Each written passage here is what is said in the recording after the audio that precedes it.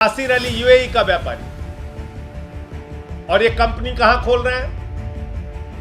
China का व्यापारी Chang चुंग ली, जिसका नाम अगस्ता वेस्टलैंड के मामले में भी सामने आया था, वो अपनी कंपनी अपना व्यापार चाइना में नहीं कर रहा, वो अपनी कंपनी अपना व्यापार हिंदुस्तान में नहीं कर रहा है।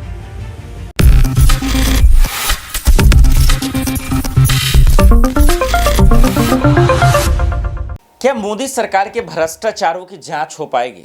क्या अडानी पर जो इतने बड़े स्कैम के आरोप लगे हैं, क्या ईडी सीबीआई उनकी जांच पड़ताल करेगी? दरअसल इन मसलों को लेकर हमेशा से आम आदमी पार्टी के सांसद संजय सिंह हमलावर तो रहे हैं, एक से बढ़कर एक पर्दाफाश करते रहे हैं। मोदी सरकार के कुकर्मों का, मोदी सरकार के करप्शन का चुन चुन कर हमलावर होते रहे, लेकिन इसके बावजूद अफसोस की बात है कि हम लोग को जवाब नहीं मिला। इसके बावजूद हम लोग को जो है रास्ता नहीं दिखा।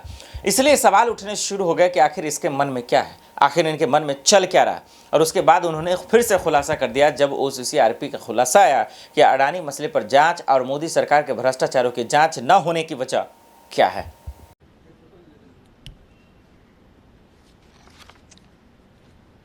सभी पत्रकार बंधुओं को नमस्कार। एक बहुत ही बड़ा आर्थिक भ्रष्टाचार का मामला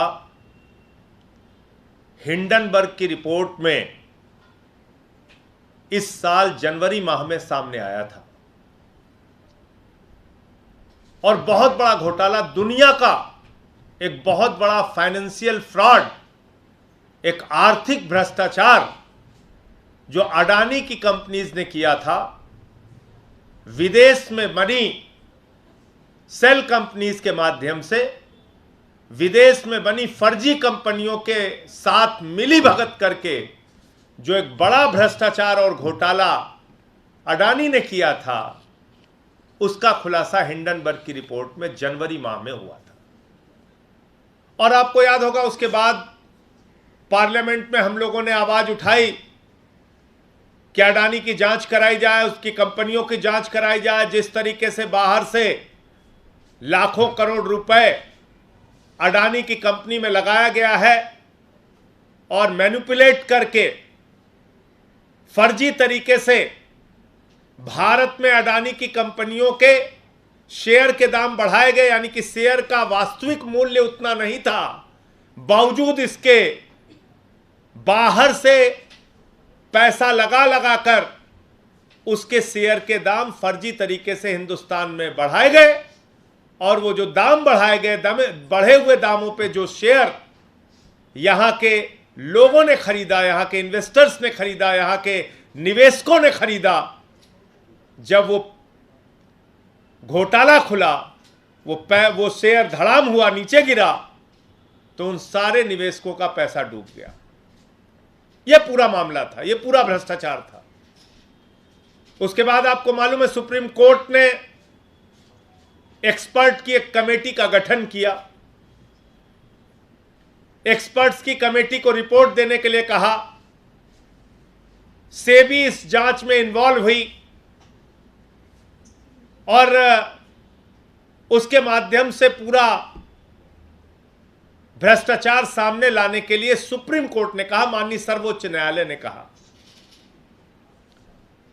लेकिन बड़े आश्चर्यजनक तरीके से जिस सेबी को आर्थिक भ्रष्टाचार की जांच करनी थी, मैं आपको पूरी जिम्मेदारी से कह रहा हूं, वो सेबी ये जानते हुए भी कि इसमें भ्रष्टाचार हुआ है, और ये बात मैं इसलिए कह रहा हूं जिसका प्रमाण अभी आगे दूंगा आपको, मैं इन्वर्टेड कामा में फिर से रिपीट कर रहा हूं, सेबी ये जानते हुए भी कि अडानी ने भ्रष्टाचार किया है, सुप्रीम कोर्ट के आंख में धूल झोंकने का काम कर रही है। सुप्रीम कोर्ट में सेबी ने जाके कहा कि जो एक्सपर्ट कमेटी है वो दीवार पे ठोकर मार रही है, और अगर हम इसकी जांच करते हैं तो ये जर्नी विदाउट डेस्टिनेशन होगी, कि ऐसी यात्रा जिसका कोई लक्ष्य की कोई दूरी तय नहीं है, जर्नी विदाउट डेस्टिनेशन। यह बात सेबी कहती है सुप्रीम कोर्ट में।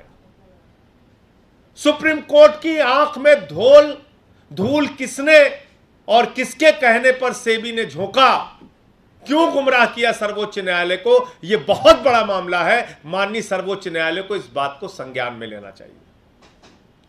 और इस बात का खुलासा किसने किया?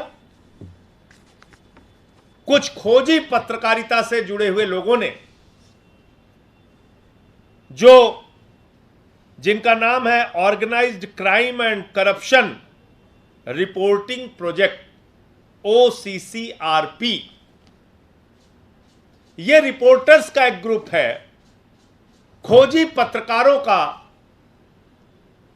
एक समूह है OCCRP, जिसने ये पूरी जानकारी इकट्ठा की कि विदेशों में कहां कहां पर फर्जी कंपनियां, कागजों में कंपनियां बनाकर अडानी की कंपनी में हजारों करोड़ रुपए लगाया गया। अडानी के कंपनी के शेयर के दाम बढ़ाए गए और भारत के लोगों को लूटा गया। और यह किसके साथ मिलकर किया गया? ये दो नाम है, एक है नासिर अली और दूसरा है चैंग चुंग लिंग, चाइना का व्यापारी, और नासिर अली यूएई का व्यापारी। और ये कंपनी कहां खोल रहे हैं? चाइना का व्यापारी चैंग चुंग ली, जिसका नाम अगस्ता वेस्टलैंड के मामले में भी सामने आया था, वो अपनी कंपनी, अपना व्यापार चाइना में नहीं कर रहा। वो अपनी कंपनी, अपना व्यापार हिंदुस्तान में नहीं कर रहा है। वो अपना व्यापार कर रहा है मॉरिशस में, जो टैक्स हेवन कंट्री है। वो अपना व्यापार कर रहा है बरमूडा में। वो अपना व्यापार कर रहा है यूएई में, जहां कागजात देने की जरूरत नहीं होती।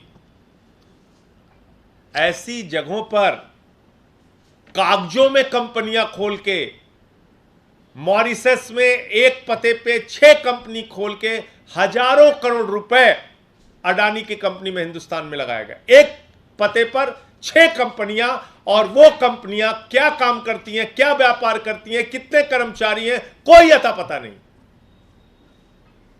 क्यों? क्योंकि टैक्स हेवन कंट्रीज के नियम ऐसे हैं। वहां आपको कोई कागजात देने की जरूरत नहीं है, एक बार में कुछ फीस लगती है। आपने अपनी कंपनी खोली, उस कंपनी की कितनी आमदनी हो रही है, वो पैसा कहां लगाया जा रहा है, वो पैसा काला धन है कि क्या है, कोई जानकारी आपको देने की आवश्यकता नहीं है। ना मॉरिशस में, ना बरमूडा में, और ना ही यूएई में सारी जानकारी आपको देने की जरूरत है। अब सवाल उठता है कि चैंग चुंग ली और नासिर अली, इनकी कंपनियां क्या हैं और किसके साथ मिलकर खेल कर रहे थे? तो ये OCCRP ने खुलासा किया है। ये पत्रकारों ने, जो इन खोजी पत्रकार हैं, वरिष्ठ पत्रकार हैं, उन्होंने खुलासा किया है कि ये गौतम अडानी के भाई विनोद अडानी के साथ मिलके, सेबी के नियमों के विरुद्ध फर्जी कंपनियां बना के पैसा भारत में लगा रहे थे। सीधा सीधा मनी लॉन्ड्रिंग का मामला है। भारत से पैसा विदेशों में जाता था, विदेशों से पैसा अडानी की कंपनी में आता था, अडानी की कंपनी के शेयर के दाम बढ़ाए जाते थे, और करीब करीब इसमें जितने भी दाम बढ़ते थे, जो भारत के इन्वेस्टर हैं, भारत के लोग हैं, वो बढ़े हुए दामों पे अडानी का शेयर खरीदते थे। और जब ये भ्रष्टाचार का खुलासा हिंडनबर्ग की रिपोर्ट में हुआ, तो करीब करीब 5 लाख करोड़ रुपए का अडानी ग्रुप्स को, अडानी की कंपनियों को नुकसान हुआ। 5 लाख करोड़ रुपए का। अब इनमें से 2 फिगर जो खुद सेबी कह रही है, वो मैं आपके सामने बोलना चाहता हूं। सेबी ने बताया कि 22,000 करोड़ रुपए तो जो छोटे निवेशक थे उनका नुकसान हुआ है। किसी ने बेटी की शादी के लिए पैसा रखा था, किसी ने मकान बनवाने के लिए पैसा रखा था, किसी ने बीमारी में मुसीबत में पैसा काम आएगा वो पैसा रखा हुआ था, और उसने सोचा कि चलो अडानी के कंपनी में पैसा लगाते हैं, इसके शेयर का दाम बढ़ेगा तो हमारी भी कुछ आमदनी बढ़ जाएगी। पीएफ का पैसा जो लगा, जो बाकी कंपनियों का पैसा लगा वो छोड़ देते हैं, मैं सिर्फ मोटे मोटे तौर पे बता रहा हूं। तो पैसा लोगों ने लगा दिया अपना, तो ऐसे लोगों का करीब करीब 22,000 करोड़ रुपए डूब गया। एलआईसी ने भी अडानी के शेयर खरीदे थे, ये सोचकर कि अडानी की कंपनी के शेयर के दाम बढ़ रहे हैं, अडानी की कंपनियों को फायदा हो रहा है। 36,000 करोड़ रुपए एलआईसी ने लगाए थे और 16,000 करोड़ रुपए का नुकसान एलआईसी को हुआ। एलआईसी में किसका पैसा लगता है? जीवन के साथ भी जीवन के बाद भी हर आदमी एलआईसी की पॉलिसी खरीदता है, और वो एलआईसी का पैसा 16,000 करोड़ रुपए डूब गया। 5 लाख करोड़ रुपए का नुकसान अडानी की कंपनियों को हुआ। और कौन कौन से लोग इसमें शामिल थे, क्या वो खेल करते थे? एक कंपनी है इमर्जिंग इंडिया फोकस फंड, ये नासिर अली और चैंगचुंग ली की कंपनी है। और दूसरी कंपनी है ईएम रिसर्जेंट फंड, ये भी चैंगचू ली और नासिर अली की कंपनी है। और इन कंपनियों को कौन एडवाइस करता था, कौन कहता था कि आप यहां पे कंपनी लगाइए? उस कंपनी का नाम है Excel to provide advisory services to EIFF and EMRF। Excel जो है ये विनोद अडानी की कंपनी है। अब ये विनोद अडानी, संजय जी को सुन रहे थे आप, सबूत के साथ वो दिखा रहे हैं, लेकिन इसके बावजूद अगर मोदी सरकार की जांच नहीं हो रही है, अडानी सरकार की, माफ़ कीजिए, अडानी, वैसे आरोप तो अडानी सरकार भी लग रहा है, अगर अडानी की कंपनियों के, अडानी के भ्रष्टाचारों की अगर जांच नहीं हो रही है तो ये बहुत दुखद है कि आखिर हिंदुस्तान का पैसा विदेशों में भेजा जा रहा है।